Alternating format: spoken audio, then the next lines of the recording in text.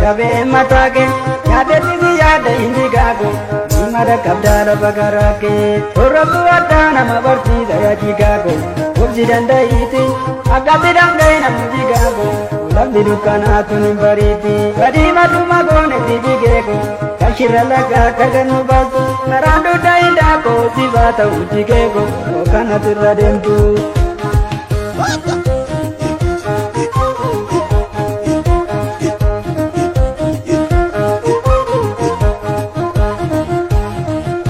Yoti balazna bego indigago, tabe matake, yade bizi yade indigago. Imada kabdala bagarage, rogabu akana mabarsi saya jigego. Wabsi danda iti, agati danda ina indigago. Ularti dukana tuni bariti, badi madu makone tijigego. Kashira laga gaganu bas, karandu daindako sibata ujigego. Ukana tubradintu.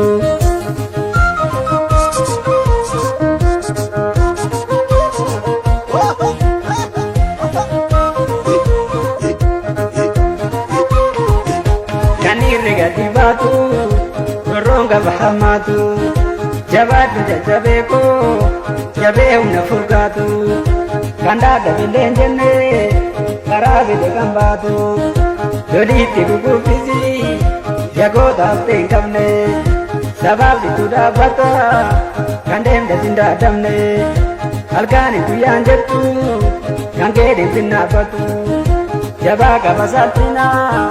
Kasam iti abjatu, jabaga haroroda. Kasam iti abjatu.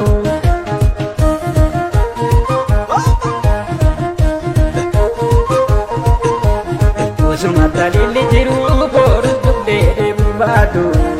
Akhira jani naftu wala garaga badu gambatu. Usumata lili jiru boru tukde bubanu.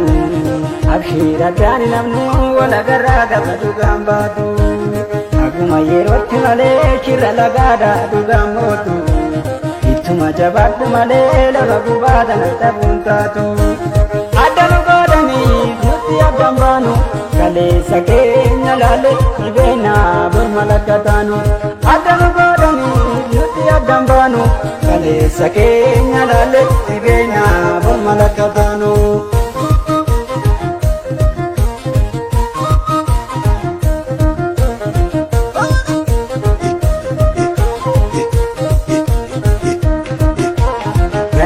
Bazu chirizi ni tuma fasidisa, ubulu swala garadi ga koge da fatisa. Gargar nu bazu chirizi ni tuma fasidisa, ubulu swala garadi ga koge da fatisa.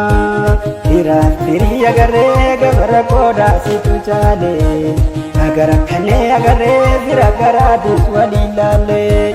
Tira tiri agare ga barakoda situ chale, agara kane agare tira garadi swalilale.